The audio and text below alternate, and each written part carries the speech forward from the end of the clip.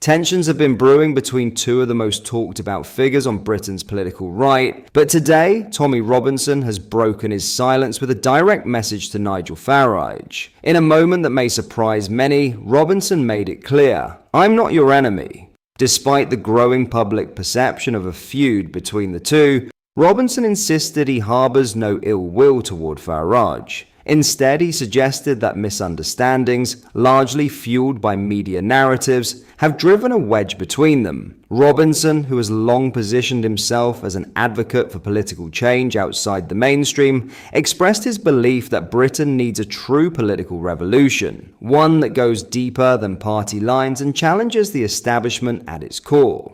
Interestingly, he revealed that he has never even met Nigel Farage personally.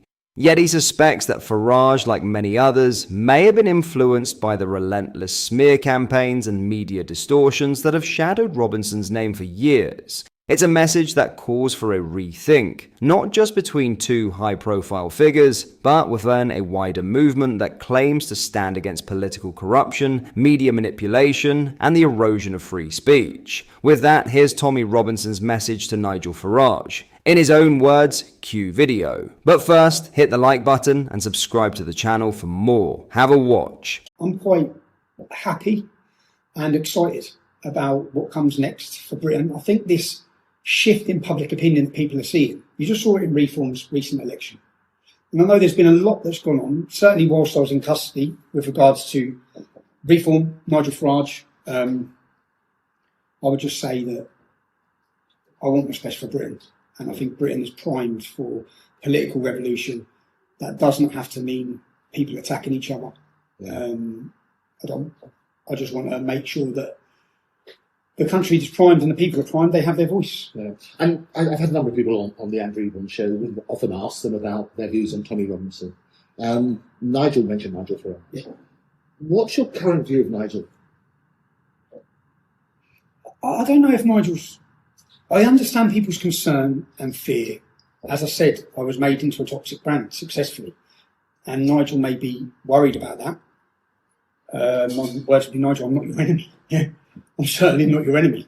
And regardless of what's been said, I just think that the politics of throwing people under the bus or feeling like you need to do that, you don't need to anymore. Yeah? You don't need to anymore. And maybe Nigel's bought into the media perception of myself. Nigel, I've never met Nigel. I think that people should be judged on not what the media are telling you. You should find out who people are for yourself. This is how people reacted. Harold said, "No, Farage is a liar and he will not keep in his promises. People must only listen to last week's what was coming out of Farage's mouth. Garage will be a second Starmer," Led said. "Don't think Tommy needs to join Reform, but I'd like to see Nigel and Tommy come together in agreement for what's best for this country. Nigel needs to stop thinking that Tommy's supporters are a problem. They probably all voted Reform at elections last year and this year," Max said. Nigel needs to climb down off his high horse and eat some humble pie. His criticism of Tommy's supporters as that lot, and Rupert's as online trolls show, he clearly has an unearned sense of superiority. "A strong reminder of who got him where he is today is required," Michelle said.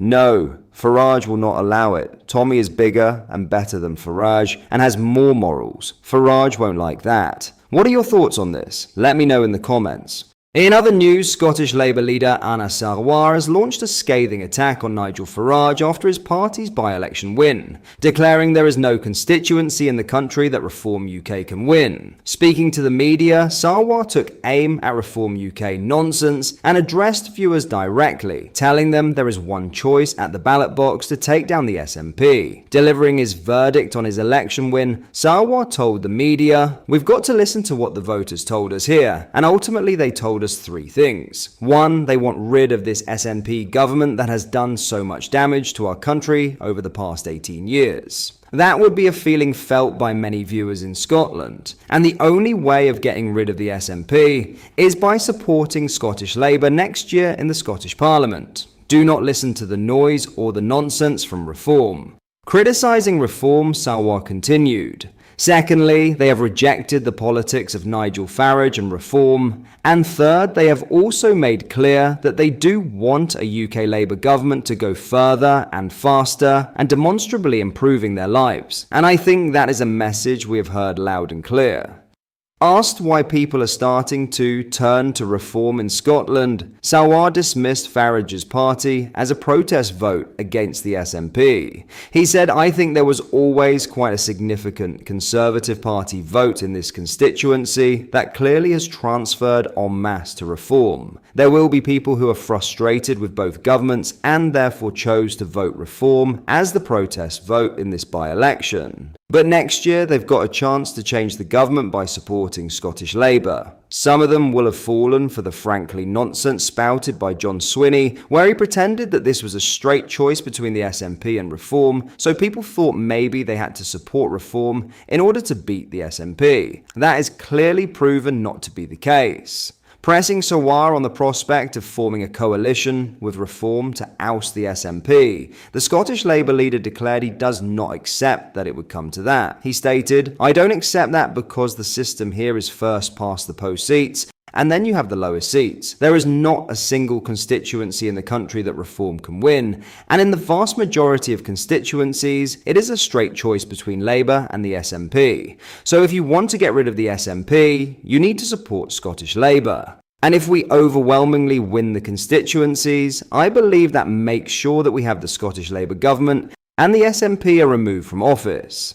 Delivering a direct message to Farage, Sawar told the Reform leader to enjoy the result and offered to challenge him on his views. Sawar said, "All I'd say is good morning, Nigel. Eid Mubarak, and I hope you enjoy the result last night. Next year's election is not about Nigel Farage, as much as Nigel Farage wants to make it about him.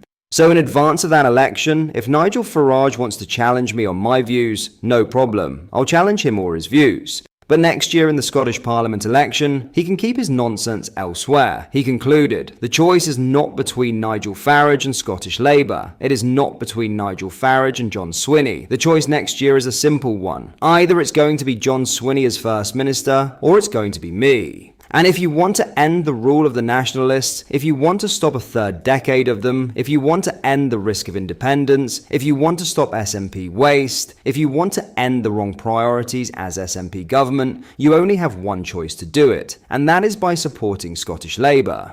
In summary, Anna Sawar has made it clear that he sees Scottish Labour as the only credible alternative to both the SNP and the growing noise from Reform UK. Dismissing Farage's influence as a distraction and branding Reform a protest vote, Sawar has drawn a firm line in the sand ahead of next year's election, urging voters to focus on removing the SNP from power, not indulging what he called political nonsense. What are your thoughts on what we discussed in today's video? Let me know down in the comments section below. If you've not yet already, make sure you do drop a like on this video and subscribe to the channel for more British content. Thank you, take care, goodbye.